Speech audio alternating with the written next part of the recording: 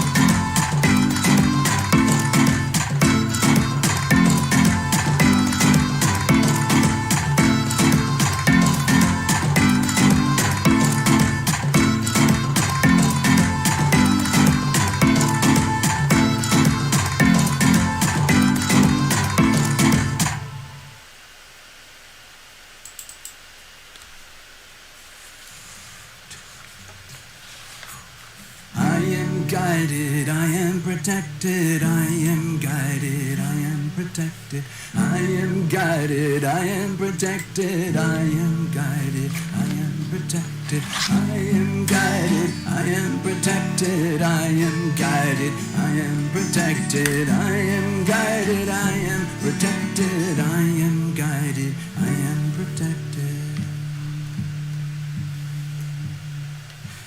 When the light of hope it fades, when all faith is blown away, when all sense of trust goes down, when a smile turns into frown, when it feels there's no relief, nothing in which to believe, desperate in woe and grief, angels come reminding me, I am guided, I am protected, I am guided, I am protected, I am guided, I am protected, I am guided, I am protected, I am guided, I am protected, I am guided, I am protected, I am guided, I am protected, I am guided, I am protected.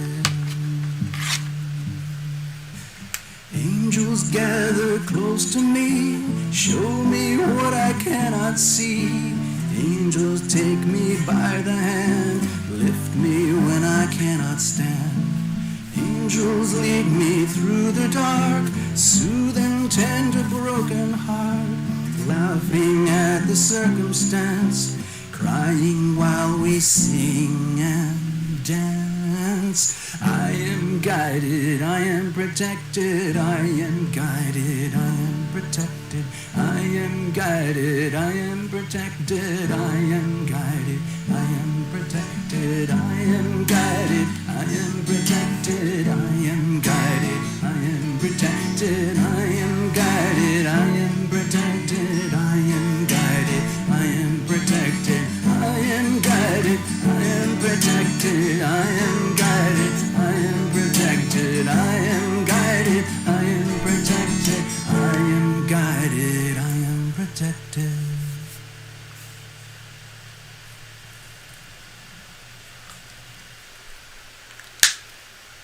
I have to do some more, so hang in there. Still much more to do. I am healing. I am healed. I am healing. I am healed. I am healing. I am healed. I am healing. I am healed. So it is spoken. So it is done.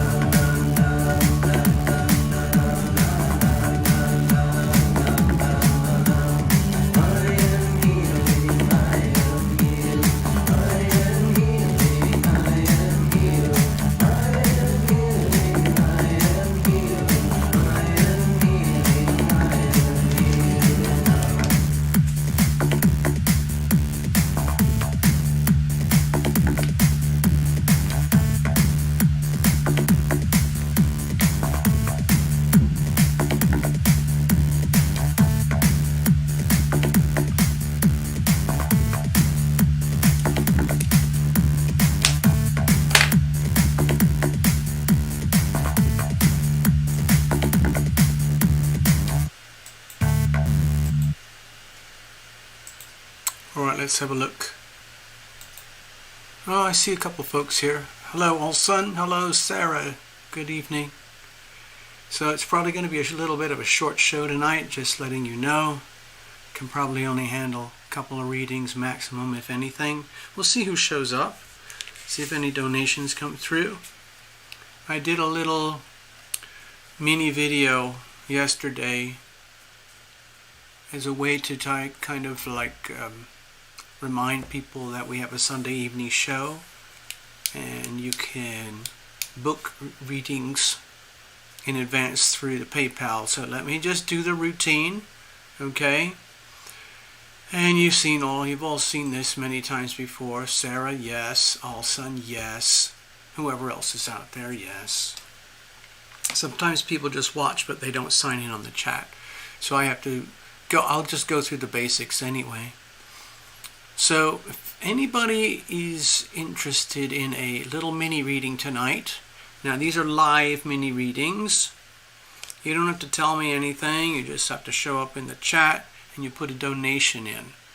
Now, it's almost not worth doing the super chat donations anymore because they basically don't reach me unless people put in a lot of super chats. And as you can see, that's not happening. So we have to go towards the PayPal Direct. The best way to do that, or probably the best way to do it, is through here. Excuse me. Over, where is it now? I've lost it. I lost the connection. No, I haven't. Let me find the connections. Oh yeah. Okay, now I think I've got it. Over here. best way is to go to terlumination.com, maybe on another tab on your computer or another device. Click the donate page, click the donate button, and that brings up the payment processor and you can swipe a card. If people want a reading, they usually put in $10, $15, $20, something like that. I know it's hard for some, I know it's easy for others, but that's basically what happens. The other way is that if you happen to be a regular PayPal user anyway, you can just send it direct by email here. That's my email. A little book about at yahoo.com. A little book about at yahoo.com. I hope you can see the spelling there. Thank you very much. So here we are again.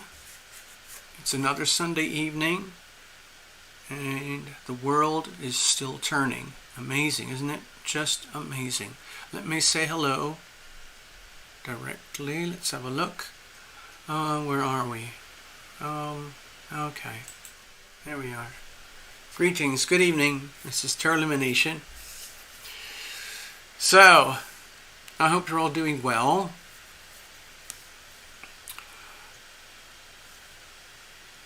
I don't know if you've noticed, but things go in like waves and patterns, okay?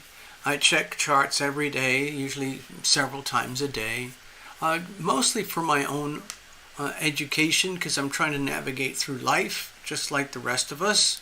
And I noticed over the many years that it helps if I navigate, including the local astrology. And I have studied like elementary Western astrology for a long time, and I use that as my backdrop. It's my go-to, let's say, navigation system. And it's helped me a lot over the years because it's like a weather forecast. Like, oh, it looks like trouble up ahead. Oh, it looks like clear skies. Yes, could be bouncy or whatever.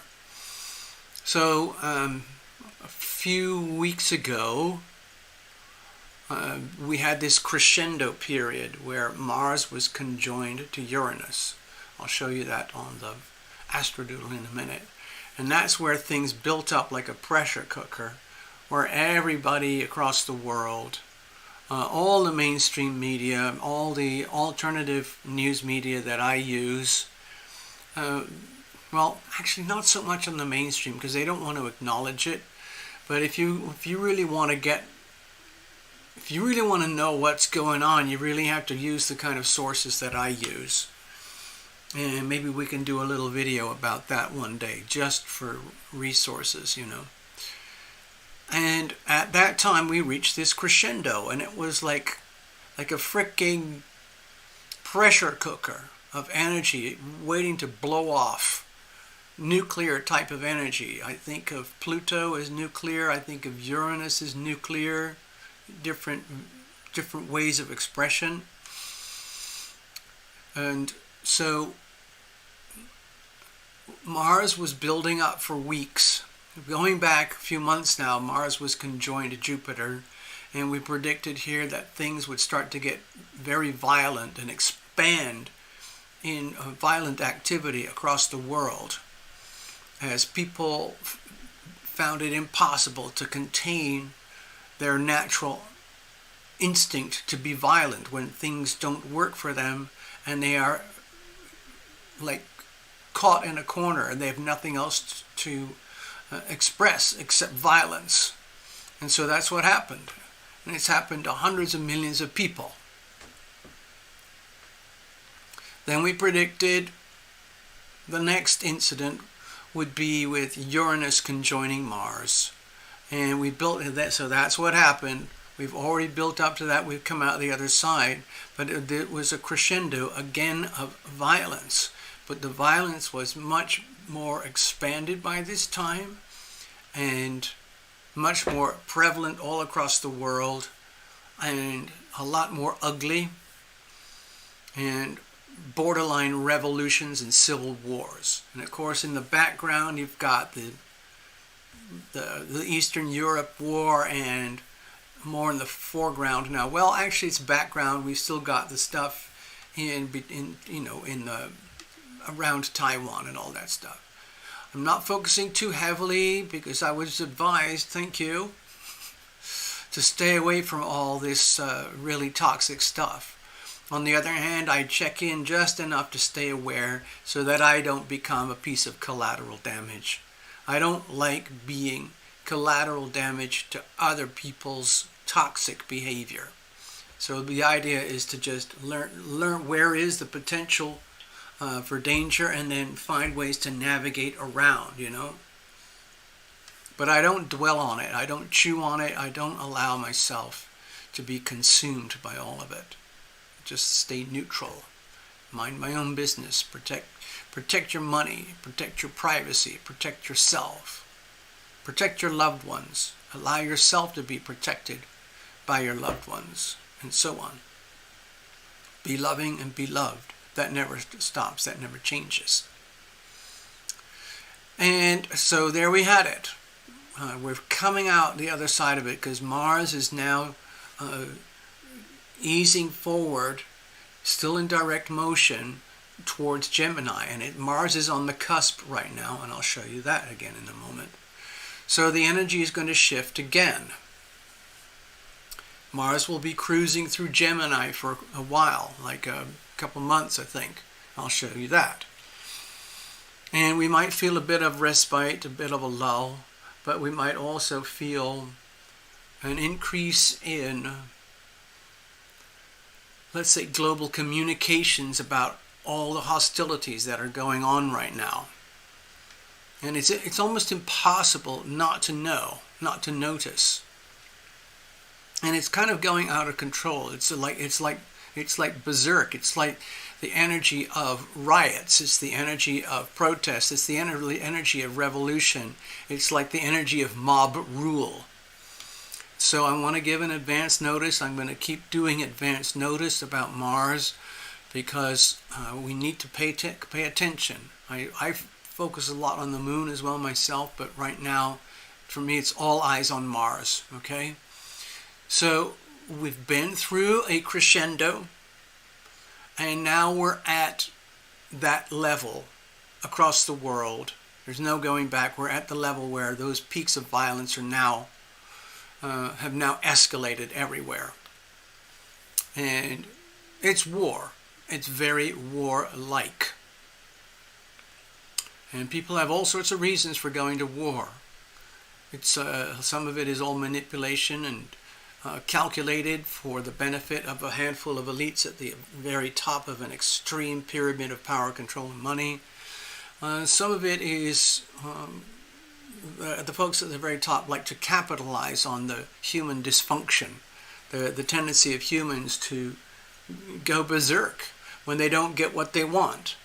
And of course that's happening very frequently. In fact, all day, every day, there's billions of people who can't get what they want or what they need, or be who they are or want what they are. I was reading something about the Falun Gong folks over in China and how some of them have escaped the imprisonments, and they tell you how you go through these phases in prison where you lose a sense of consciousness of exactly who you are. You're not a person anymore. You've become so desensitized. You're just this thing that you know that you are a living, sentient thing, and you're just trying to get through the day alive. There's no sense of meaning or hope or loss or anything anymore. And it's like being kind of a zombie. Sarah's saying, is it okay to finish some trial papers astrologically?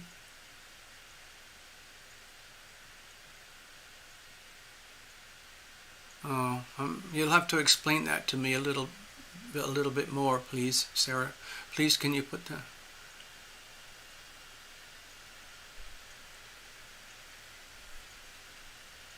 I see the typo, but I want to understand more what the real meaning of the question is. That's all. So, anyway, Love Tribers showed me this thing that was really shocking, where there was this massive flash mob thing a couple of days ago in Los Angeles. Hundreds of people did a flash mob robbery on a 7-Eleven store. What can you do? How can you defend yourself against a flash mob? And all, they're going for beer and cigarettes, hot dogs, candy, soda. Apparently they didn't bother with lottery tickets, and Love Triber explained. Or maybe she was puzzled, like, why didn't anybody steal the lottery tickets and just get out there and start scratching, So anyway, yeah. Let me go over to the Astrodoodle for today. So we've got a lot of cusps right now, and these will shift relatively very quickly. Mars is on the cusp of Taurus to Gemini.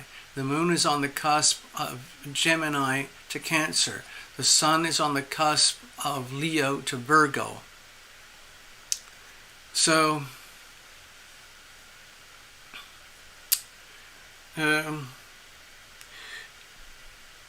it can feel like, when you are traveling and you're at a point where you're shifting lanes and shifting directions on a street or a highway, and you have to pay attention to the signs, like where are we going, why are we going there, when exactly is the change. Now these changes happen automatically, and it's up to us to make the best of it.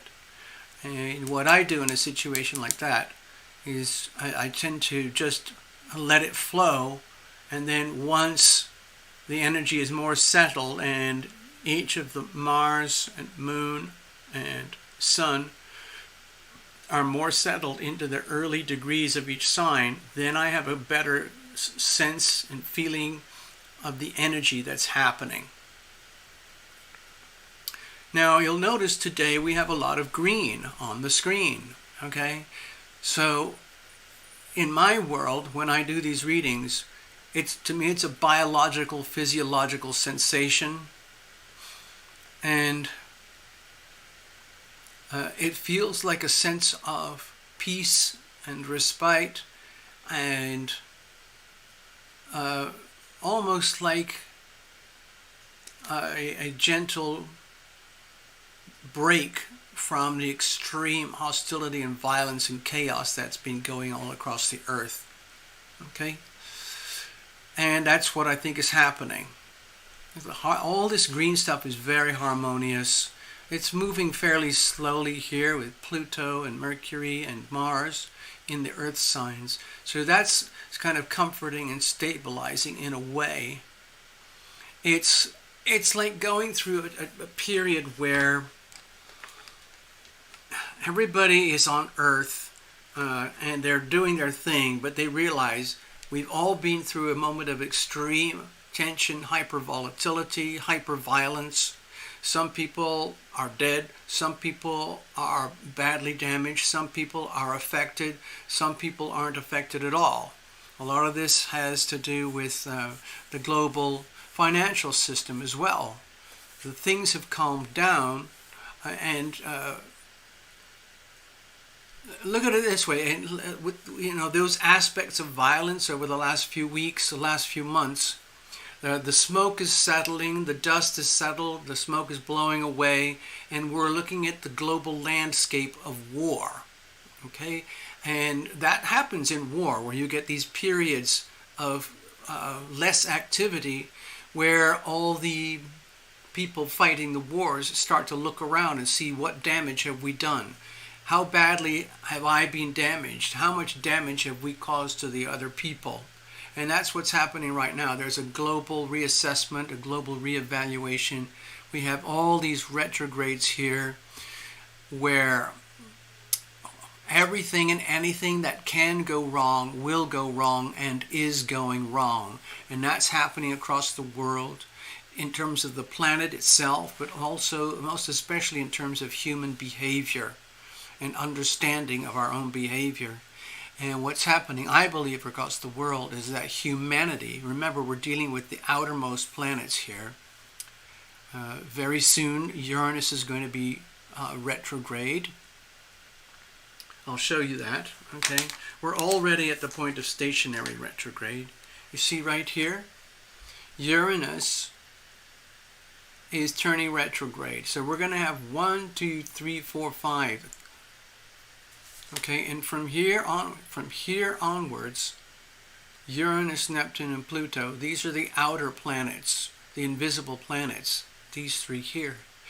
And Jupiter and Saturn are the last remaining of the visible planets. So when you have all 5 of these retrograde together, that's a huge, huge indication that we have a lot of repairs and learning to do. But you can't do the repairs unless you reveal it to heal it.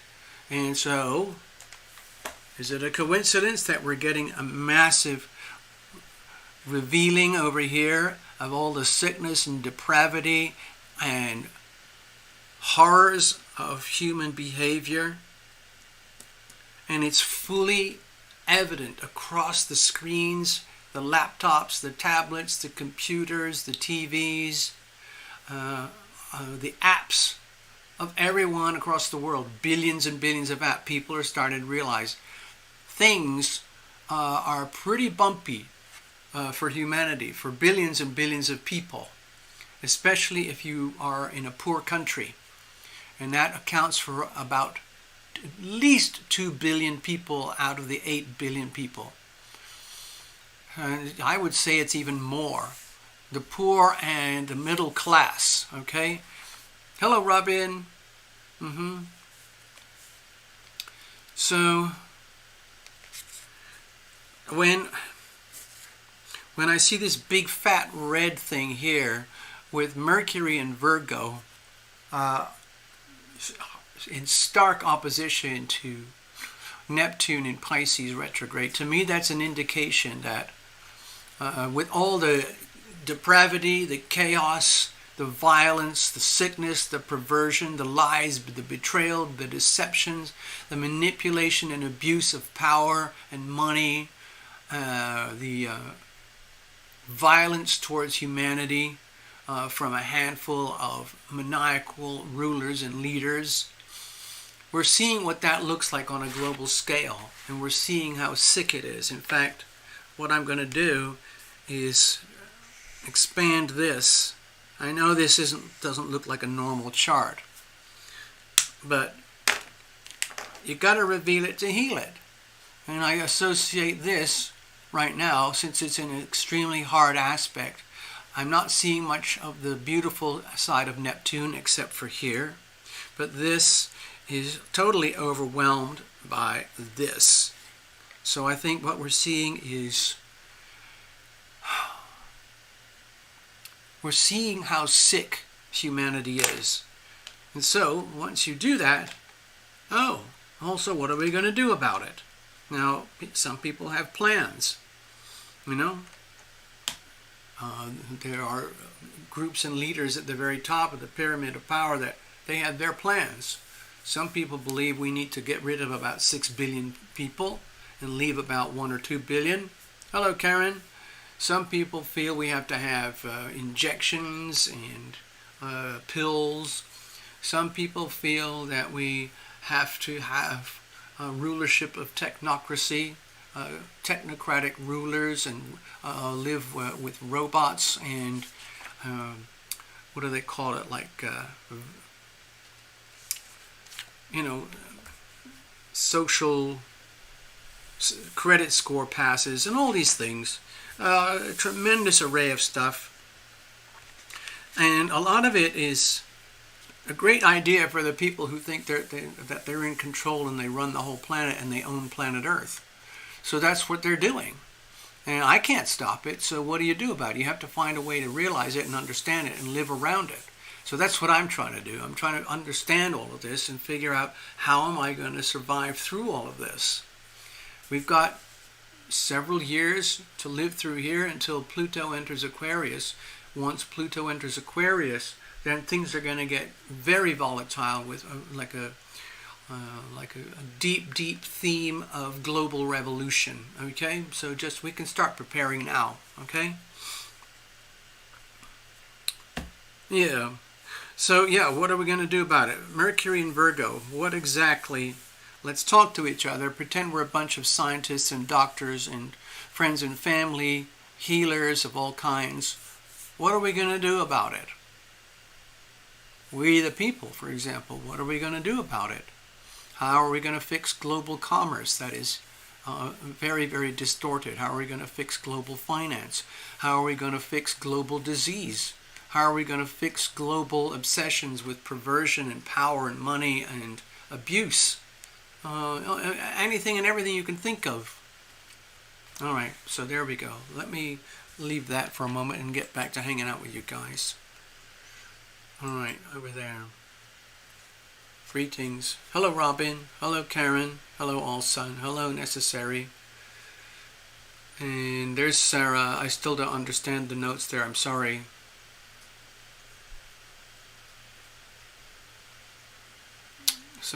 I'm sorry about that. Anyway, let me just check up here for a second. I want to just check up on something. I'll be right back. Give me a moment. I'm clicking away here in the background. Aha. Give me a moment. Oh, look, we do have a donation. It must have just come in moments ago. And that would be from Mr. Ross. Good evening, sir. Hello, Ivona. Greetings. Hello, Ivona. Let me just go back to the stage where we can make note of a reading lined up here for Mr. Ross.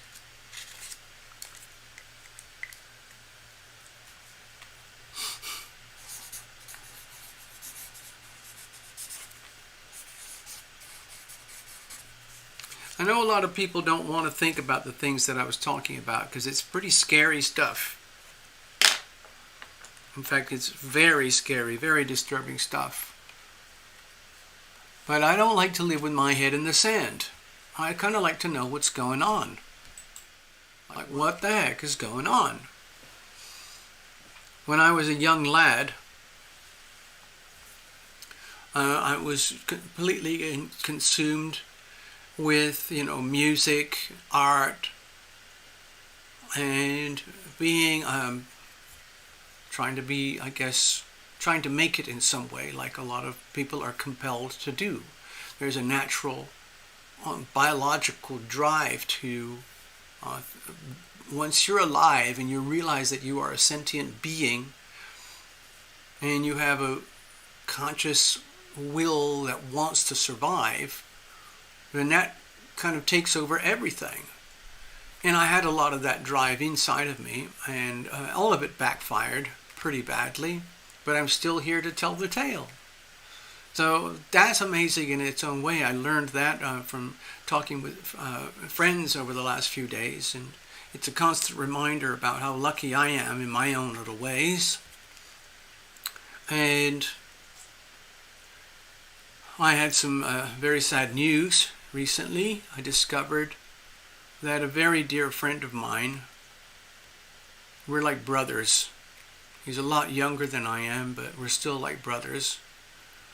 And we kind of watched out for each other for years because we both used to live in Los Angeles. And I was by the beach and he was mostly in Hollywood or the Valley or wherever.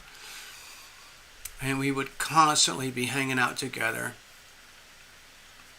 And he just discovered that he has early on-stage Parkinson's. And also he ended up being a victim of extreme violent attacks while living in a very safe area called Palm Springs after he escaped from Los Angeles. And so the doctors are concluding, it's still very early stages yet, but they say it looks like you've got a combination of symptoms that show you've been exposed to toxins in the in workplaces and home remodeling things that have caused some neurological damage. Also, you've got signs of concussion. Also, you've got signs of Parkinson's, and they're all overlapping, so it's very confusing for the doctors. Can you imagine what it's like to be my dear buddy?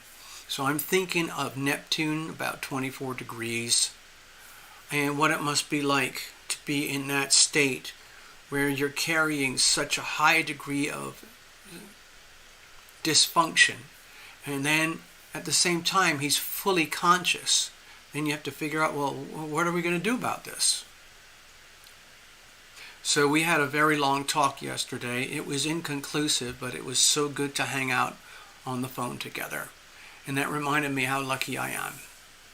I've been through an awful lot of stuff with bad health issues, but I'm here to tell the tale. So some people are completely different. They have very few health issues in their life. And they just keep going strong. They're strong all the way until they drop or something like that. But the story's different for everybody. Oh, by the way, everyone here is here tonight right now. Some of you might not have been at the little tiny show that I did last night. That was a reminder that we have a show tonight. And I can probably do a couple of readings. Some of you might remember Precious Moments. Do you remember Precious Moments? She's been with the channel for a very long time. Some of you know that she's had extreme hardship, and she was made homeless by a really evil landlord, and plus some very nasty mandates over in Canada. She's a highly qualified nurse working for a long time career in the nursing system in Canada. But she didn't believe in having these jabs, and so she was fired. So, at the same time as being fired, her house became inhabitable because there were frozen pipes during the winter and they burst, and it just basically kind of destroyed the habitability of the house. So anyway, she was very, very diligent for months living in shelters with herself and her 3 kids, living off donations. And some of us here have even put donations in ourselves. But she's coming out the other side now. It's an amazing story. She just took the whole thing to court, and the court awarded her special rights to new accommodation, really sweet, nice new accommodation. And so she's going to be moving in soon. And $6,000 award that is going to be collected forcibly from the nasty people. So that's pretty cool. And she was thanking us here for our support in helping her get through. Because there were some points where I know she was desperate, absolutely desperate and terrified. So yeah, some good things happen. You know, even though there's a lot of bad stuff going on out there, there are good things that happen. If anyone's got any good news stories you want to share, just type them in the screen. Couple of lines wouldn't help. What I tend to do is every day, probably once a day, I like to check into one of those animal rescue channels on YouTube, and it brings a lot of warmth to my heart. There's still a lot of very ugly, scary stuff going on with, humanity versus nature and animals, and some of it's very, very ugly. But it's heartwarming to come across a sweet story where the energy of love becomes the dominant theme. It's wonderful. It's almost like there's more love there than there is between humans. More love between humans and animals than humans and humans. Well, that's not really... forget what I just said. Sorry about that.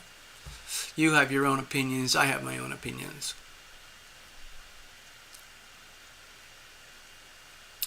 Okay, and I'm just checking up here. I'm just checking on... All right, so I want to go back. If any, okay, let me just, let's do it just real quick rewind here. If anybody needs a reading, mini reading, number one, you can donate directly by your PayPal to a littlebookabout@yahoo.com, or else you can go, it's almost the same way, but you go to terralumination.com, click the donate page, click the donate button, and the payment processor comes up, and then you can swipe a card. Most people put in 10, 15, 20 bucks or something like that. But anyway, we do have a reading booked.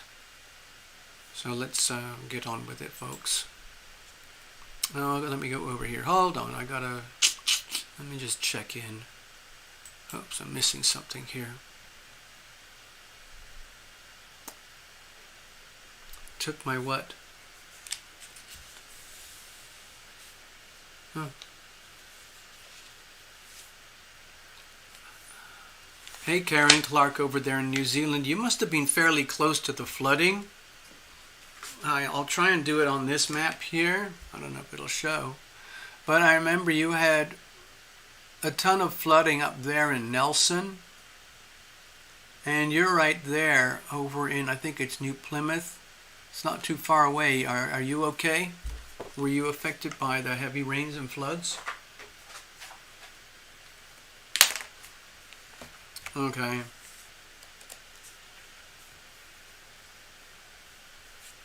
Oh, now there's a sweet story. Thank you, Robin. Classic. Robin drove through a Starbucks for an iced matcha. They made a mistake and made a hot matcha. So they gave me both. There you go. How sweet is that? That's actually funny. It really is. Wait a minute, let me go over here a second. So, I want to go back to the charts a minute, but I'm not on the charts. From my perspective, because my physical body is sort of like a barometer when it comes to the astrology, I've noticed very clear signs that the extreme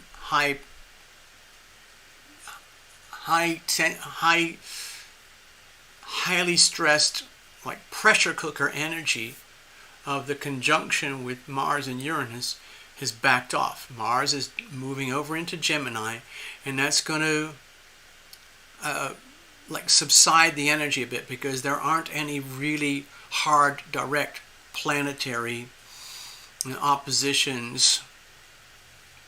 I mean, we're going to get. Oh, let me show you something.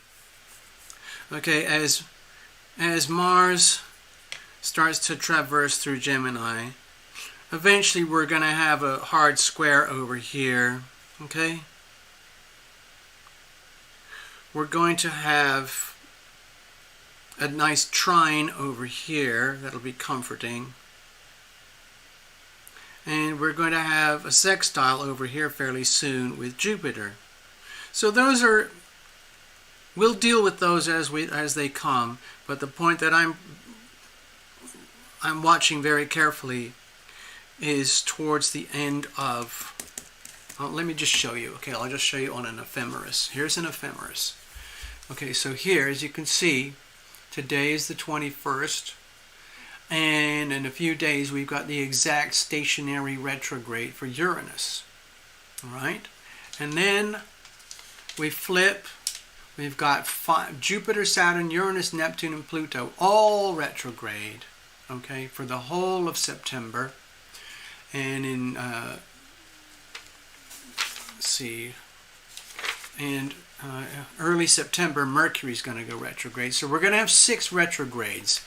So you might want to brace yourself from that, okay? And then right towards the end of September, Mars is going to be over here. Let's see, Mars in Taurus. No, it's not there. Mars, we have to go all the way to Uranus, okay. Yeah, when Mars... Dang, where is it? Dang, I've lost it. Excuse me. 15 degrees. Oh, sorry, I'm looking at I should be looking at Pluto. Excuse me, here. Okay, so Pluto's over here at 26. Mars is over here. So at the end, towards the end of October, okay, we're gonna have plenty of shows between now and then, but towards the end of October, we have another really sticky moment here. Okay, so I might as well put a marker over here. Mars opposite Pluto. The subject of war is going to become very active again. Okay. Oh, hold on. There's a bunch. What the heck just happened there on the chat? Oh, Robin. Yeah, she got her double duty Starbucks. Karen Clark about the flood. And it's still raining there. The river across the road from my shop was very high. Wow. All the children were sent home from school. Wow. Okay.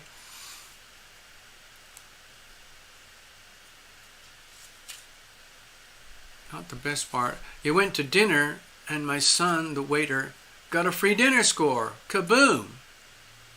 Where's Path? She stays with my channel. She might show up. She might not. She stays in her own fishbowl. She follows and stays in her own lane. So she may or may not be around. We'll see. Don't worry about it. We have all sorts of people that come and go. Now, if there's any newcomers out there sitting on the sidelines, sitting on your hands or eating popcorn or just watching for amusement, and you've never done anything like this before, and you'd like to participate, feel free to introduce yourself. Feel free to donate and get your live mini reading. Typically, I can handle 2, 3, maybe 4. I know it's not a lot, and it used to be more, but that's about all I can handle anymore. Oh, look, there's Path. Yay. Oh, Karen made a donation. Okie dokie. Okay, so I'm just going to go over here. Thank you, Karen. Thank you so much. Super duper. And yay. Okay, so let me put that on the board. Let's put this one over here. So there's Gregory, and then we'll start getting on with the readings. And if we only do 2 readings for tonight, then so be it.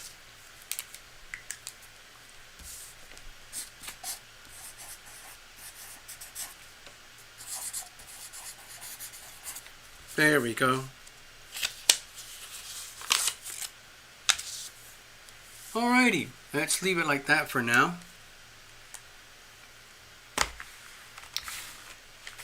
I'm going to stuff all this over here. I'm going to stuff this all over here. Path is painting. Always, always active. Path is very, very creative, as everybody knows. Hold on. Let me bend this post-it note to get it done right.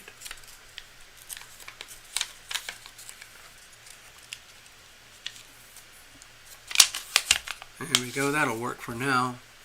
Alrighty, so I'm just going to set this aside and we're going to get on with some readings. Get Gregory sorted out here.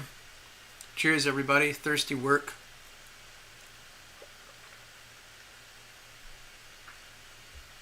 Actually, we need a little bit more lighting. I'm going to have to boost the lighting.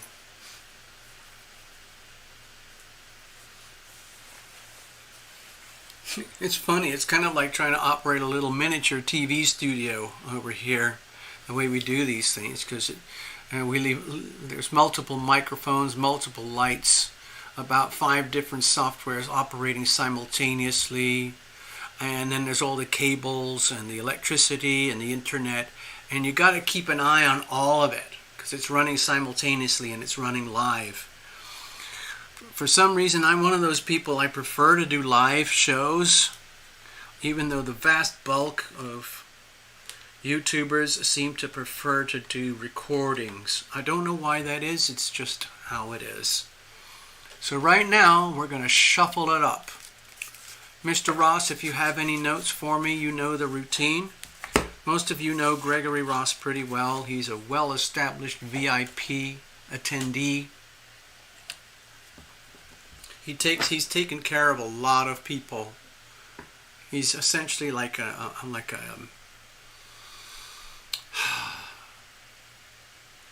trying to think what would be a good card to associate. Knight of Wands. He's got a lot of the Knight of Wands inside of him. So if you guys could picture the Knight of Wands, he's a very noble character. You've probably never met him, but I've had the privilege of working with him privately, so I've got to know him over the years. And he's helped a lot of people. And it's about time that he gets, reciprocal help from the universe. So we're trying to make that happen. All right, let's see. All right, so cards are well shuffled in advance, but we're going to go live to the last second as a witness so that you know that this is the real deal. Let's bless this card deck, bless every single card, and bless everything that I talked about with the softwares and the lights and the cameras and everything that we do. Alrighty? It's a miracle we can do any of this at all. Thank you all for being here and your kind donations. Alright, we're looking good. We're looking good. Alright, so Gregory, we do have a history of working together. There's a lot of, let's say, material that is in play right now. So that might come up in the reading, who knows? And so I don't see any notes here from you, so I'm just going to kind of go for it. No worries. No worries. Alright. Again, I'm going to use for anyone who's watching who's never been here before, I use my situational spread. It's basically what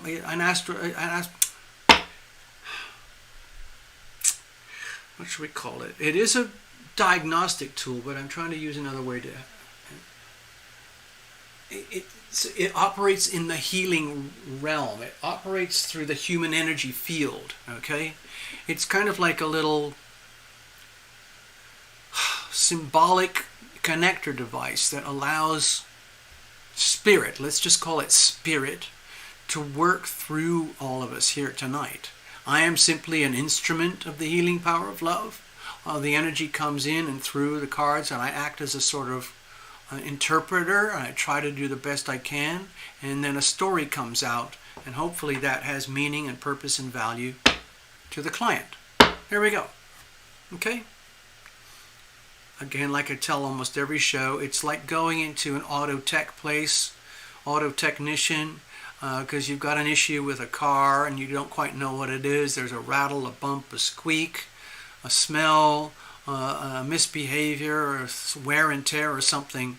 You got to find out what the problem is before you can fix it. Okay, there you go. Here's the situation. Here's the challenges. Here's how we're going to handle it. And let's look at the external energy.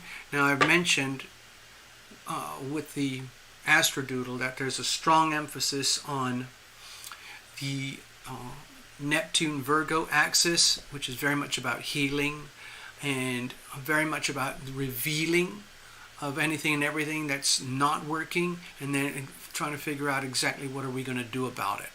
That's my personal interpretation. Other astrologers might have a completely different view. Let's have a look here. We've got star, the star of hope. Now, some people don't like hope. They think hope is like this meaningless, empty virtue energy. It's like, what's the point of hope? It doesn't have anything. It's just believing in something that may not be there, be real, you know? But it's like, when you think about it, what is hope? It's actually a belief in something that is essentially positive and healthy in terms of what we would call the future or an outcome, and yet there's no obvious evidence to prove the optimism or the wish. In other words, it's just like, people say, God, I hope so. They say that because they don't actually have any evidence in three-dimensional terms to support their desired outcome in a situation. Okay? But my feeling here with the Star card is that we do have hope. The energy of hope is present, and that is present for you, Mr. Ross, in such a way that, all right, let's make it personal. Even if there might not be any direct hard evidence that things are going in your favor right now, the energy of hope is there. So in other words, it's like you can't put your finger on it, and there's no evidence to support it, but the energy is there for good. Goodness is there. And the Star card is also associated with kind of Aquarian energy themes, where someone has to carry the energy of hope, because without the energy of hope, it's very difficult for people to live, for billions and billions of people to live. People hope that they're going to win the lottery. People hope that they're going to survive the next day. People hope that they're not going to get bombed. People hope that they're going to get a raise in their job. People hope that they're going to find love and marriage and a sweetheart. People hope that they're going to be healed and cured. There might not be any hard evidence of any of it, but they hope for it anyway. Okay? So I see this as quite a lucky thing. Let's have a look at the situation itself. Okay, you're hard at it. Things are hard at it.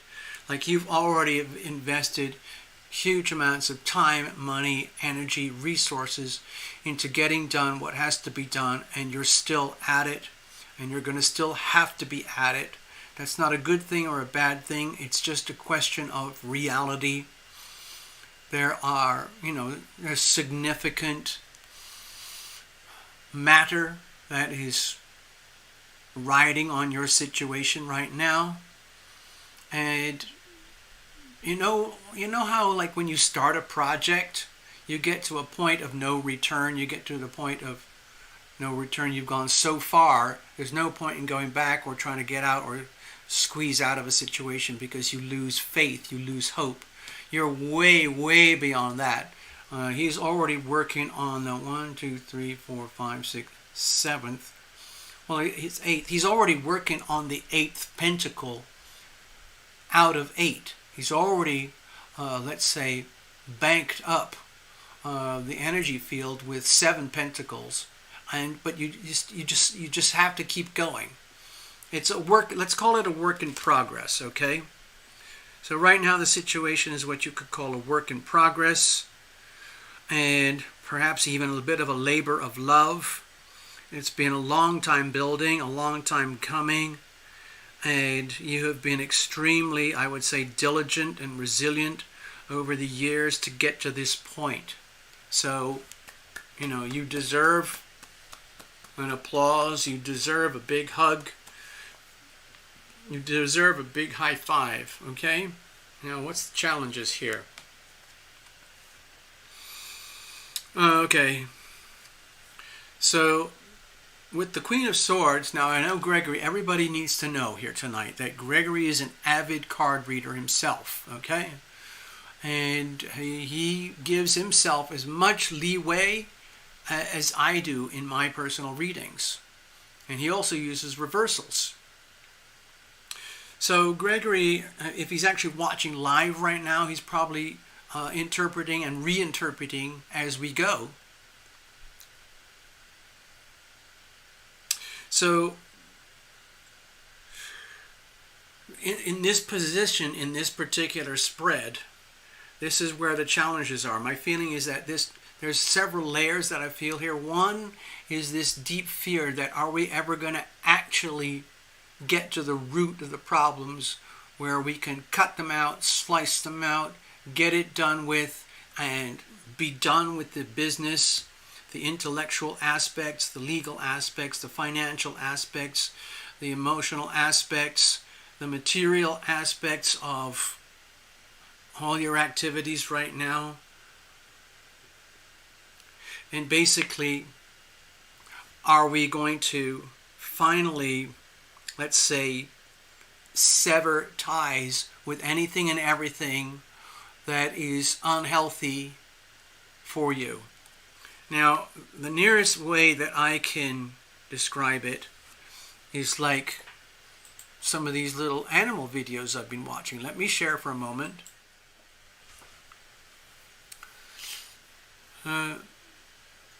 So I've been watching these videos of animal rescue. Some of them are things like dolphins, whales, large sea creatures, even sharks that have been tangled up in discarded fishing lines mostly across the eastern Pacific Ocean, where there's thousands and thousands of illegal Chinese fishing boats fishing illegally. And they don't really care about the damage, the collateral damage. And so these poor creatures are walking around and living in their world heavily impaired. They're still perfectly alive and functional, but they're tangled up in other people's messes. It never had to happen in the first place, but it's still there. It's happening.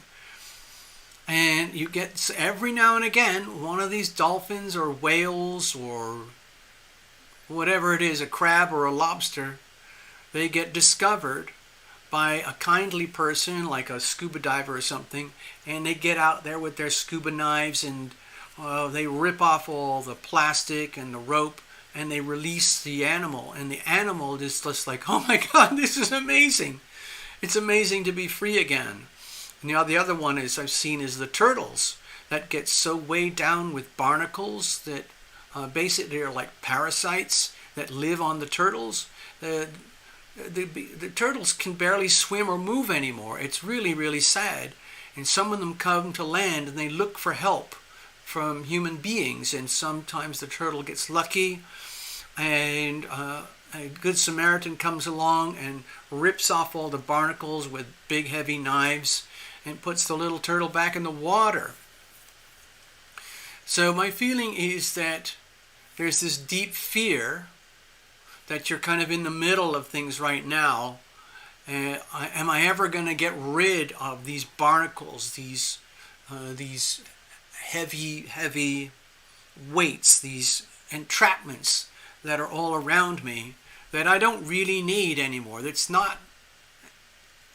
just not part of my life anymore. All I want to do is cut things away, be free, release them, release myself, be free so that I can live my life. And the Queen of Swords energy is very precise, very clear, borderline ruthless. She does not tolerate falsehoods, lies, deception, betrayal, theft, insincerity, irresponsibility, deception. I probably said deception. So there's a deep fear that maybe you won't get to the root of all the issues about cutting all this stuff. That's understandable. Like with the barnacles on the tortoises and there's still going to be like scar tissue and damage on some of these animals that did get rescued. The tiny number of animals that did get rescued and saved, most of them are still going to have scar tissue for life, but they still have life. It's like brand new life. Okay, so don't be too scared about that Queen of Swords. All right, Mr. Ross. Okay. Okay, so how are we going to go forward? Let's have a look. Please understand that there is still work to do, and you will do it because it has to be done. There is so much entanglement that is built up over the years, and the only way to get rid of the entanglement is to untangle the entanglement. This is very, very, very closely related to the story I just tried to share with the entanglement of sea creatures. But it also happens on land, where wild animals get caught in traps and man-made fences and man-made situations where the animals are just like, they're completely helpless and utterly trapped. Now, in your situation, you are not. This is a very active work in progress, and you're already deeply invested in a good, or let's say an acceptable outcome. But the acceptable outcomes in your life and the ability to access any abundance that is clear and remaining just requires it's going to require continued patience, diligence, and the systematic, continuous process of removing the obstacles to success, removing the obstacles to the abundance that remains, okay? You might not be able to harvest every pentacle here, but by simply going through what you're going through right now, there is hope, and you can salvage what you can, okay? I hope that makes sense to you. I'm just going to leave this here for a moment. I know you like to photograph the readings sometimes, so I'm just going to let that sit still there for a moment. Hopefully you can capture it, and we can go from there. Sometimes people do alternate readings on the screen on the side. It's very quiet right now, so let's just leave it like that. All right, I'm going to shuffle this up. I'm going to play a little one of my tunes here. And I'm going to play Fighting Well. Now, this is a health song, okay? The lyrics are extremely simple. There's only a couple of lines in the whole song. And it's like a fighting, marching power song. And the lyrics are, my immune system's fighting well, my immune system is fighting well. My immune system is fighting well, my immune system is fighting well. And then the next verse, and all it does is repeat, repeat, repeat. My T cells are fighting well. Okay? Okay. So, mighty, mighty, mighty things are possible. The T cells, as some of you know, are one of the front lines of our immune system in order to overcome the unending war against our persons, our bodies, our health from external influences. Okay? Here's the song. It's called Fighting Well. Hold on. When I was, a few years ago when I was actually making these songs, I was physically very active, even though I was still in the early stages of recovering from cancer. I made it my business to stay super, ultra hopeful, and I created my own energy of hope and self-defense and fierce, trying to activate a fierce energy field of the will to live so that I could continue to live. And I wrote this song basically to brainwash myself into living another day. And I would do jumping jacks, I would get physical, I would kind of run on the spot, I would do like weird, very active breathing exercises and so on, like very, very bizarre homemade yoga. Okay, so, and it really, really helps, because as you know, a lot of your healing is helped when you are lucky enough to have physical activity, so you can keep the fluids flowing, the blood flowing, the lymphatic system flowing, and the T cells flowing, so it doesn't stagnate in your body. Okay, here we go. It's got a fast beat, so you have to go for it, okay?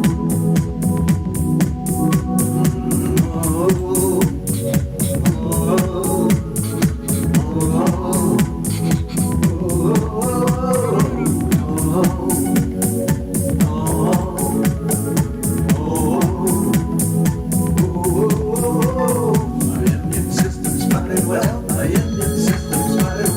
immune system's fighting well. My immune system's fighting well. My immune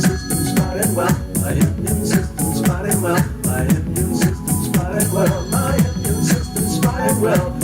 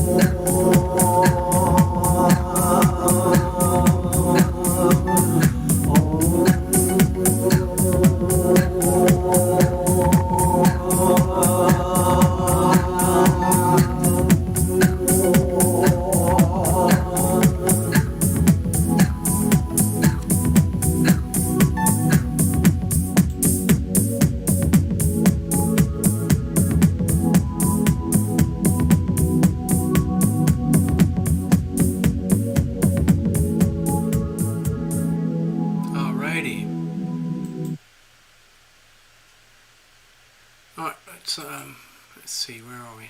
Okay. Hi, Path. Welcome back. Okay, let's have a look.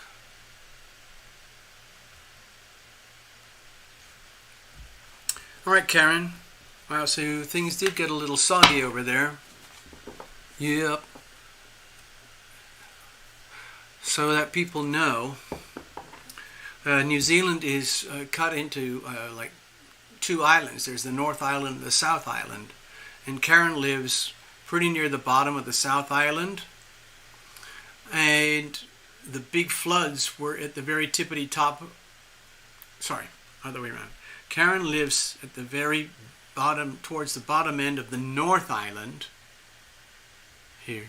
And the floods were at the very tippity top end of the South Island. So that's why I asked Karen if she got slammed by the flooding storms. Karen Clark, health. Okay, let's make a note here.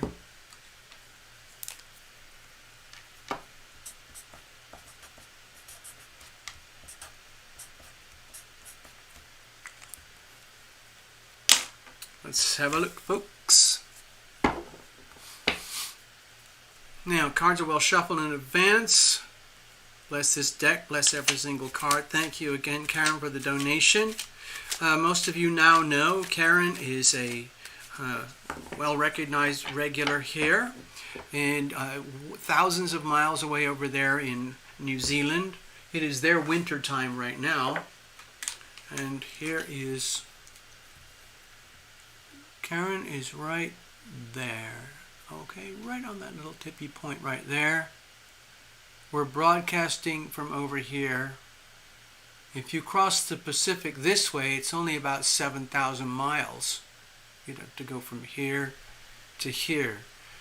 If you go over this way, of course, it's well, it's much longer. And Sarah Al-Sheikhi, and she is over here in Libya. And the map isn't showing it, but it's right around here. Benghazi, I think, is right there. While we're at it, Robin is over in Texas, I believe. Path is painting right now in Kentucky over here. Necessary is over there up in Bronx area. All Sun's over here in Philadelphia type of area. Who did I miss out? Necessary, I got Necessary. And yeah, I think I got most folks. Anyway, sorry about that. I just like playing with maps, as you know. All right, Karen, health issues. Well, we all have health issues in some way, shape, or form or another. It's always a good subject to read.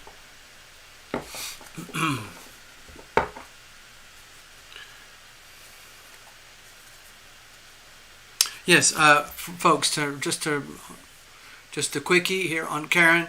Karen Clark is an artist herself, and she runs a business in the North Island, and it's renowned for celebrating Maori culture with their beautiful crafted, it's mostly basket type weaving, using, I believe it's flax. I think a lot of them use the flax leaves, like very, very long, very, very powerful, strong leaves from the flax plant. And I saw some of them. They're very, very beautiful, and you can color them and make all sorts of shapes. It's amazing. All right, Karen, let's have a look. What kind of messages do we have tonight here for Karen regarding health issues? Now, it's interesting, of course, like I mentioned earlier. I just want to make that point again. Of course, I'm exaggerating here, but the wonder of this particular aspect is that it's all about revealing it to heal it. And there's a lot of pressure, well, I would say planetary pressure, that is revealing what needs to be healed. And then once it's been revealed, then all you have to do is figure out, well, okay, now we know what the problem is. Finally, then what are we going to do about it? Like with my buddy I was talking about earlier, he's got some very severe health issues, 3 layers of conditions, the Parkinson's, the toxins, and the concussions. And it's basically, you put it all together and it's neurological damage. And so he's got all the classic symptoms of early stage Parkinson's, where he's got the tremors and the wobbles, and he's basically a man in his prime, but he has to walk around with a cane like a very, very old man, otherwise he falls over. It's very difficult to take a shower, to go to the bathroom, to cook or to eat, or to sit in a chair, get up out of a chair, to drive or to walk or anything. It's very, very tricky. And one of the side effects when you add all this up is a sense of hopelessness, and a sense of depression and loss, because it's like he's perfectly clear and conscious in his brain, but with such, and he used to be very physically just fine. And then to be in a condition where you're so physically limited, obviously it can make you feel pretty freaking miserable. Okay, that was nothing to do with Karen, but what I was trying to allude to is how you've got to reveal it to heal it. And so the doctors are still doing extensive work on him to find out in more detail exactly what is wrong, because there's three things overlapping. And so that makes it very tricky exactly on how are we going to treat the condition or the conditions. All right? Anyway, Karen, we've just shuffled up and cut. Let's have a look here. Here's the situation. What kind of messages do we have here tonight for Karen regarding health? Here's the situation. Here's the challenges. Here's how we're going to handle it. And let's have a look at external influences. I like to think of the planets, obviously, but it could be anything. Okay, the Magician.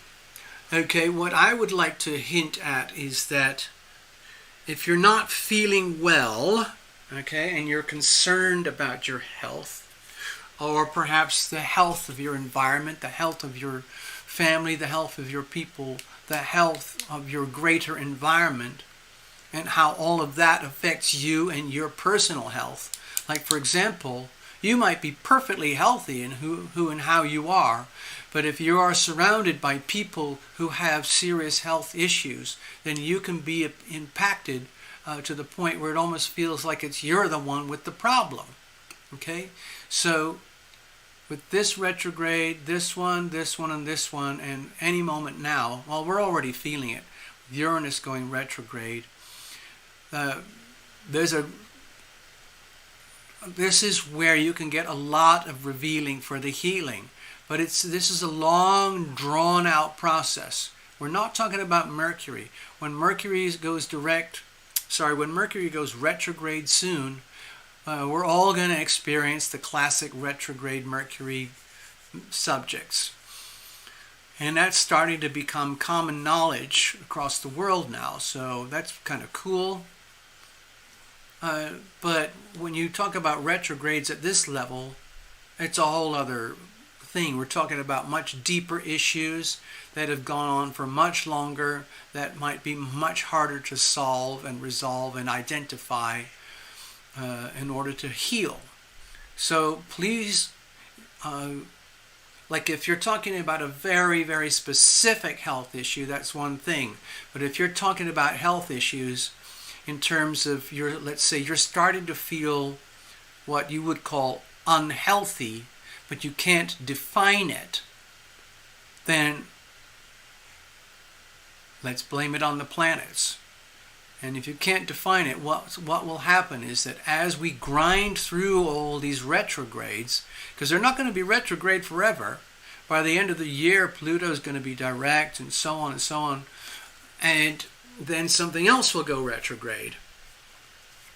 But for example, we looked earlier, there's going to come a period when Mercury goes retrograde, okay? Over here in early September. So, where are we here? In a couple of weeks, Mercury is going to go retrograde. Now, my personal feeling, when you add Mercury, Jupiter, Saturn, Uranus, Neptune, and Pluto retrograde, the way you're going to be able to feel and detect whatever is wrong in here will come through the lens of Mercury, okay? And then you're going to have to put like definitions like, oh, what's wrong with me? Oh, what's wrong with me in my world? If it's a specific, like a well-known condition or a bug or a virus or things that are very, very difficult to diagnose. Well, you don't have to worry. I just want to give you an example, okay, Karen, because I've had to deal with some really horrific health issues. Hey, Alyssa, let me finish this reading here, and I'll explain things for you, okay? Or maybe someone in the chat might explain, okay? But it's basically by donation. You do it by PayPal, okay? And we do a reading. I'm doing a live reading. I just started now. So with the Magician, my feeling is that as scary as it looks with this big fat red opposition here and these mounting retrogrades, this is actually beneficial because it allows you to identify what is not working. In other words, you've got to reveal it to heal it. Once you've revealed it, then you have a chance to heal it. I'm not saying you can heal it or you will heal it, But you can't, it's very, very hard to heal anything if you don't know what the problem is. And that's where a lot of people suffer. They just don't know the exact definition of their issue. So before I go to the reading here, my feeling is that you're very blessed and you've got a chance for optimal conditions to work in your favor in such that what looks very scary on my chart will actually help you, because you are here on this channel and you are at the level where you understand that once you come to terms with the planets and spirit and the human energy field, then you don't have to be a victim of all the scary stuff. You can heal, okay? And you can tap into multiple aspects of healing here. So for example, let me just share with you. Let's see. All right, so Karen, I'm just one of these people for a very long time. I used to kind of self-medicate, and I had it pretty dialed in. I'd like to have a little bit of coffee. I used to smoke. I like to drink. And those were my basic staples. I've abused everything out there, but that was very, very long ago. And again, I'm still here to tell the tale. And I would say that I've also had a very stressed life because things were very, let's say, unstable from the get-go. And they've always been very unstable. Extreme instability wherever I go, whatever I do, however I do it. And so it's just a question of surviving through to the next day. And you get this accumulated stress, okay? It's called chronic stress. And the human body isn't really built to operate that way.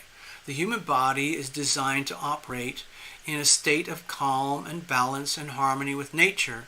And when something bad or scary happens, the immune system is activated, or the natural instinct for fight or flight is activated, and then you take care of all of that, and then the body returns to a state of peace and calm.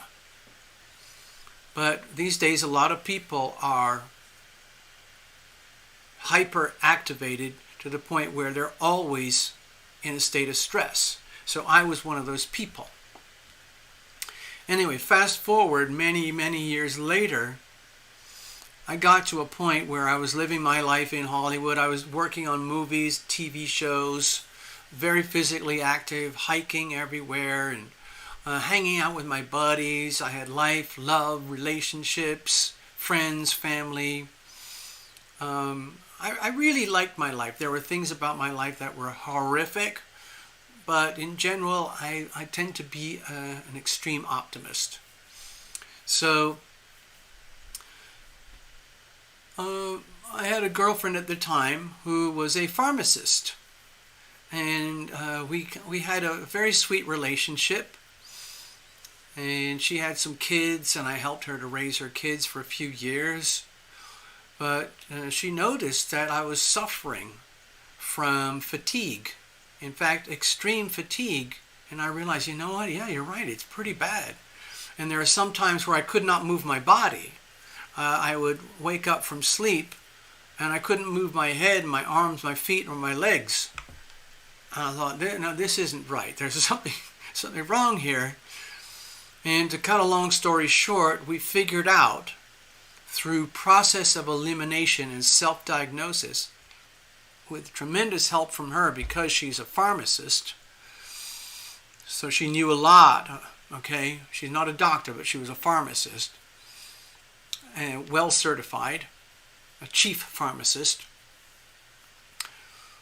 We decided it was something called systemic candidiasis.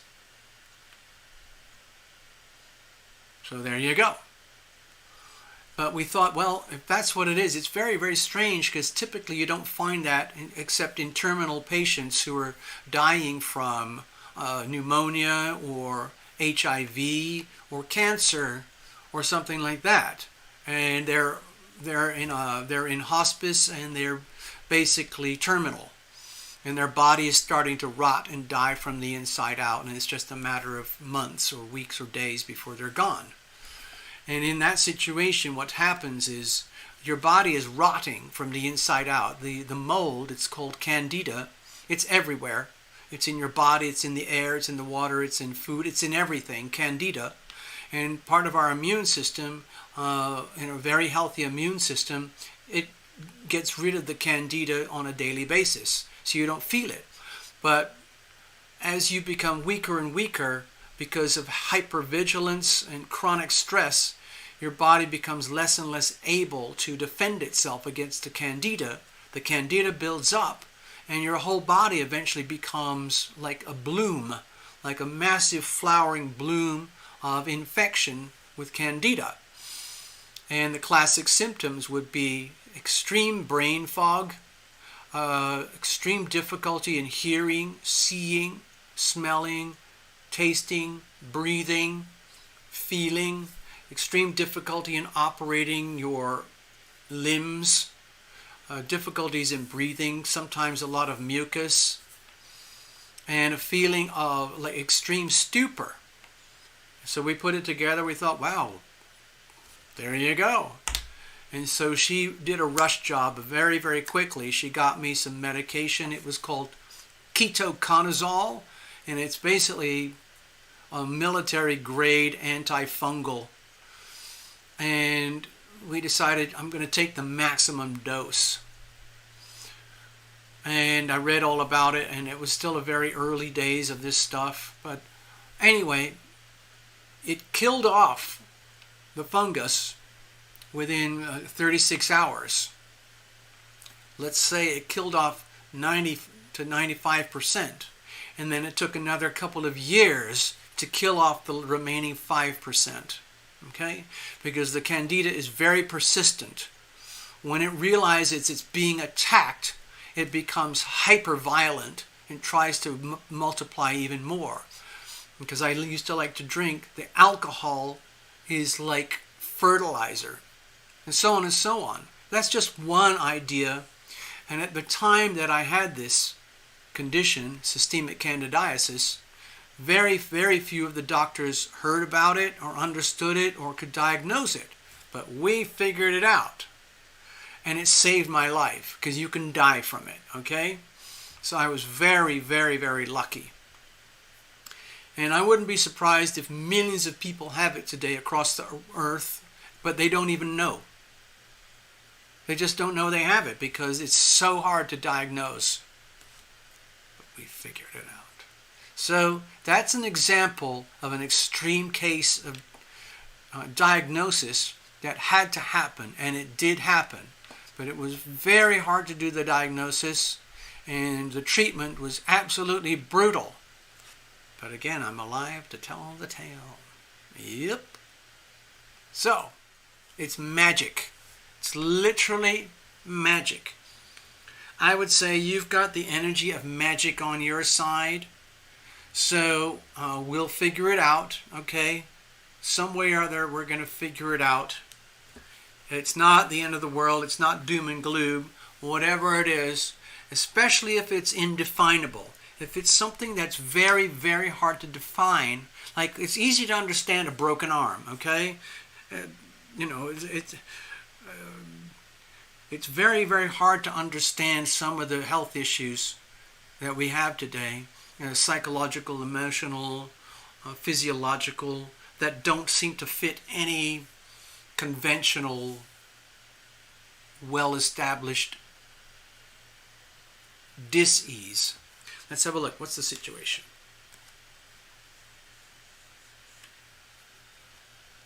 Okay, with the Page of Swords here, my feeling is it's kind of really simple.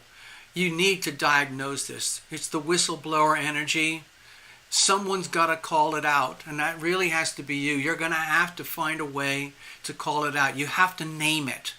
One of the most effective things you can do, just like the story I was telling with my buddy Ben, one of the most important things that you can do is to name the condition. Okay? So with Ben, for example, let me go back. With my buddy Ben, through a lot of testing with some incredibly expensive testing. But he was very lucky because he had donations and help from friends and family and doctors who wanted to, because he's a loving man, and they wanted to help him. So they did, and they diagnosed 3 specific things happening simultaneously. So once they identified that, then we can think, now we can figure out how we're going to treat this, okay? You've got to reveal it to heal it. So that's what's happening right here with the Page of Swords. You're at the point right now where you're going to have to do some kind of digging, some kind of self-examination, maybe go see a doctor, maybe do some self-analysis, whether it's emotional, mental, physiological, and get an actual official diagnosis. We need to name it. Okay? The Page of Swords is demanding that. We're gonna name this thing. You have to name it. You don't have to talk about any of that on the chat if you don't want to, Karen. So don't worry about it. You don't have to disclose anything here. We're just doing a mini reading. You can just hang out and watch and enjoy, okay? So it's very, very important to name it. That means a diagnostic. You can't sit at home wondering what's going on. If it's enough to point where it's so annoying or so debilitating that, and it's like getting in the way of life and all of that, then you need to take active steps to get a diagnosis and name it. From there, you have the chance to heal it. What are the obstacles here? Okay, it looks to me like you've been dealing with it for a long time from multiple different angles. And it could be, to me it looks like it's external influences, almost as though whatever is unhealthy, that you might consider unhealthy in yourself, your life, and your world, would actually be a symptom of you absorbing unhealthy energy fields from other people. So it's coming at you from the outside, and you're trying to protect and defend yourself from multiple sources of external pressure, okay? Now, some of you know I'm not an avid practitioner anymore.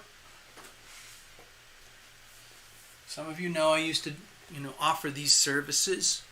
But to me, this is a very beautiful book. To me, it's the best work regarding energy healing. There's plenty of other stuff out there now, but she was like groundbreaking, and it was in the 80s or something. And Hands of Light. Okay, I've shown this many times on the channel. The imagery is beautiful, and it's very, very accurate in its depiction about how energy healing works.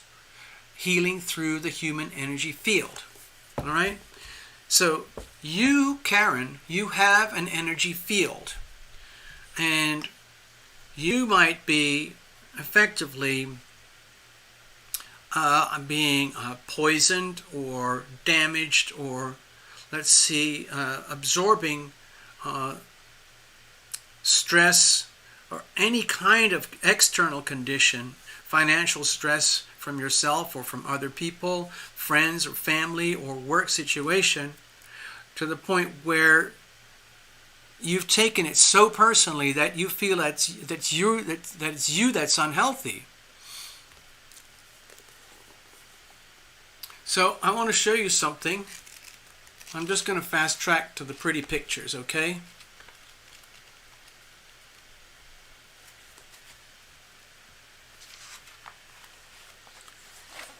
We all have an energy field. Some of this is quite elaborate in the drawings. I like to show the color pictures because they're absolutely amazing.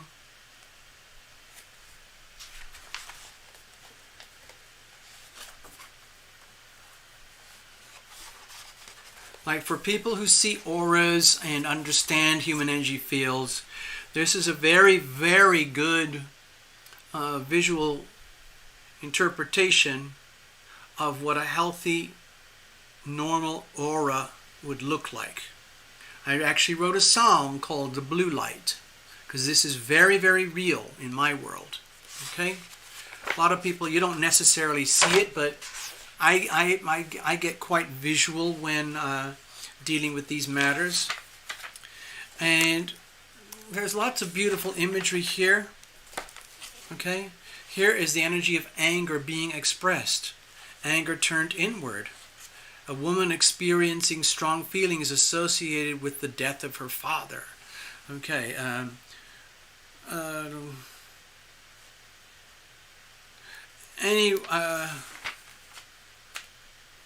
Let's have a look. Anyway, it kind of goes on, and here's an example, a beautiful example of an energy healing event, where there's a patient on the table, and then there's the active energy healer, the energy healer is an instrument of the healing power of love, and the energy healer acts as an instrument, acts as a conduit, so that the real healing, which comes through these spiritual beings who become very active and present in the healing event.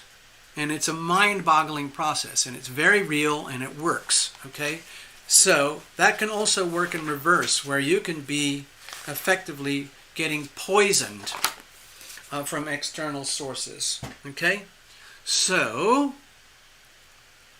that's what I'm sensing here. And the problem is, like, how much longer can you go on? How much longer can you keep up your immune system, your defense system, your self-defenses with, it might even be very hard to describe what these external influences might be. So let's have a look. How are we going to deal with this? Okay, to me it looks like cutting ties. Okay, so the way forward is like, it's like a process. Okay, in terms of this, I think as a health reading, to me it looks very precise. You got to understand that you are very, you're in a good place because you understand what we're doing here. Everyone else in your life, in your world, might not have any comprehension about this stuff, but you're in a very strong position, and you're being supported very strongly by the universe right now. But it is up to you to tap into that energy. We all know you can do that. So the theme is, you've got to get a formal diagnosis from someone local. I would start with a very simple, traditional thing, like going to a traditional doctor in the local community and just saying, hey, I've got these issues. It could be anything. Oh, maybe it's arthritis, or maybe it's stress, or whatever it is. Or I'm feeling queasy in my tummy all the time, or whatever it might be. It's really important to go to a traditional doctor and get their opinions. And if it's very obvious what it is, and they can diagnose it, and they can name it, that's a good place to start. My personal feeling is that it's going to be a little trickier than that. And you might have to get what they call alternative opinions. Find one doctor. Perhaps go to a local yoga healer type place. Get their opinion. Perhaps check in with another doctor. Go to a major city and go to a clinic there or something like that. And I would recommend something like 3 different analyses, okay? And once you have a better idea, and you can name it, or you can name the various sources of dis-ease, the various sources of dysfunctions that are happening to you, to the point where it becomes dis-ease in your body, even if it's just psychological or emotional, then you have an understanding. But my feeling here is that you're not you're not confident that you're going to be able to specifically identify and name and diagnose all the different versions of dis-ease that really need to be addressed. But you have to do it, and you've got to start somewhere. Okay? Might as well start now. Today's as good a day as any. It's already Monday for you, so it's the start of a traditional work week. Might as well start prowling around looking for that, okay? Now, with the world card here, like I said, it makes me feel like you're gonna have to get to a point where once the issues are identified, it requires some kind of formalized ending. Like if it's a relationship, it has to be drawn to a closure, or at least in a sense of awareness that there's an issue of grave unhealth, lack of health in a relationship, and that has to stop. Now, it might mean that the relationship can continue, but it can't continue in its present form. Same thing with finances. That can cause tremendous stress. Same things with actual bugs, viruses, fungi, and neurological things and genetic issues, whatever it might be. Simpler things like long-term effects of, smoking and drinking or drug abuse. I'm not saying you do any or all of that, but it all has to be named and addressed. Quitting smoking today. Now, that is an excellent decision. It's something, it's up to you. I mean, you've got to do it. So, Karen, I'm hoping this reading makes sense, but quitting smoking will, because I used to be a smoker, and I still have residual damage many, many years later, okay? Some people can smoke and it hardly causes a problem. I knew it was causing me problems when I was a kid. I started very young, and I liked to have really strong tobacco. I did not like marijuana or pipes or cigars. I used to like roll-ups, okay? Very, very rich flavor, very rich tobacco, no filters. They destroy your lungs, okay? I'm lucky I didn't get lung cancer, okay? But quitting smoking, for some people, it's just like pulling a switch. You just stop. And they don't have any withdrawal. For some people, it's a nightmare. My father died from smoking, okay? He tried many times to stop, but he couldn't. Nicotine is extremely powerfully addictive, but it doesn't kill you in the way that fentanyl does or oxycodone. Okay, so you have to understand it works differently, but it took me years to stop. I had to gradually stop till I can't touch a cigarette now. But if you can do that, where you can just cut off and say that's it, number one, you're going to save yourself a bunch of money, because smoking cigarettes is very expensive. And then slowly over time, your lungs will thank you. Your blood will thank you. Your brain will thank you. Your heart will thank you. Your general home and environment will thank you. Your clothing will thank you. The inside of your car will thank you.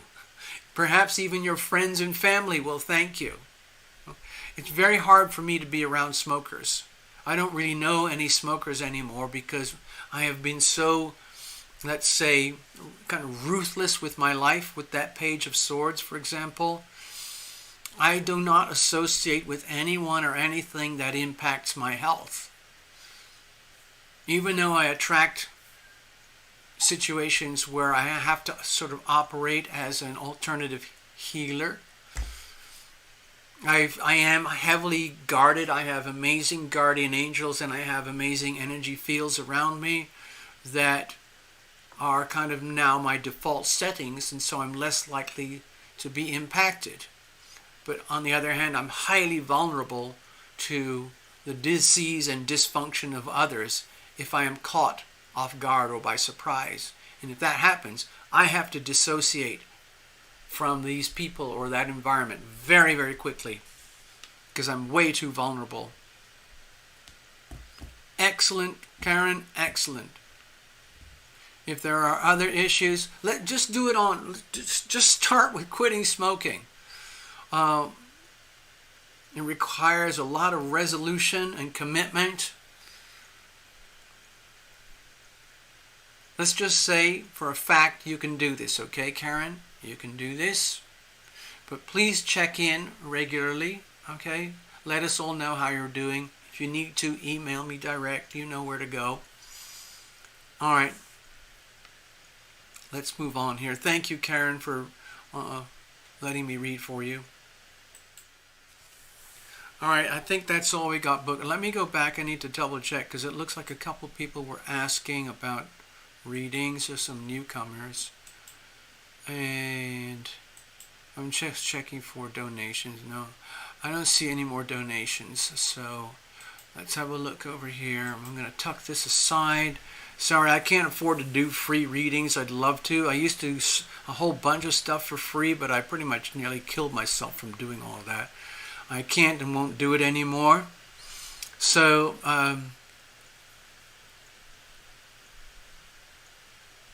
Katyanyi. Rittman's True Feelings for Katyanyi. Katyanyi, I can't help you tonight. If you want to come back next week. Alyssa, I can't help you tonight. This is readings by donation. Thank you very much, for Alyssa, for asking. Thank you, I'll just say Katya, for visiting. If you want to, I'll explain again for maybe next week.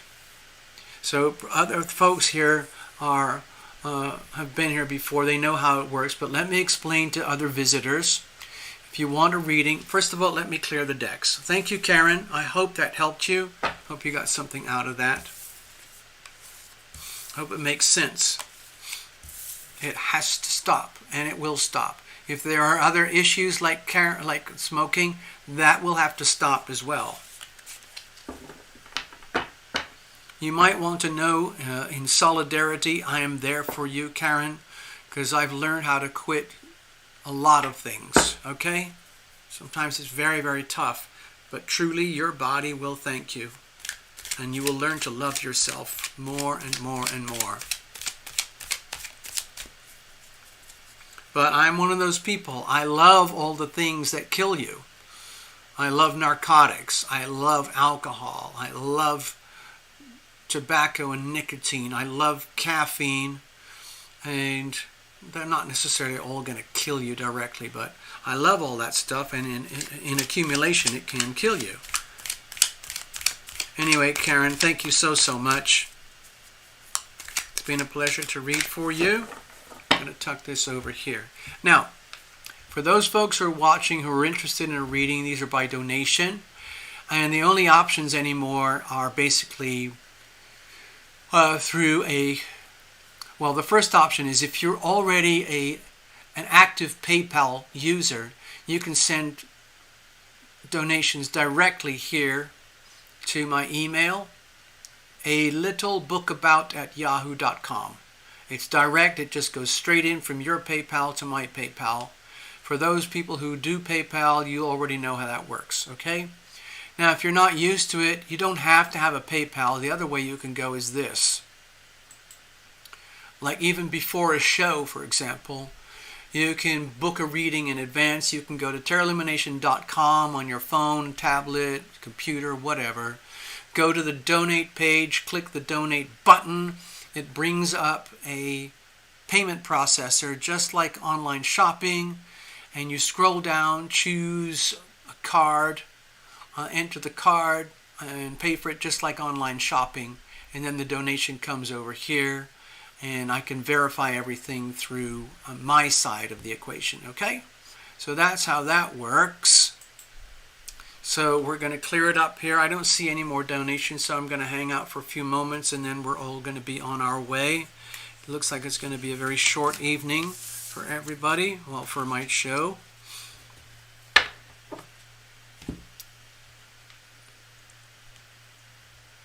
Let's have a look over here. I'm just going to go back over here.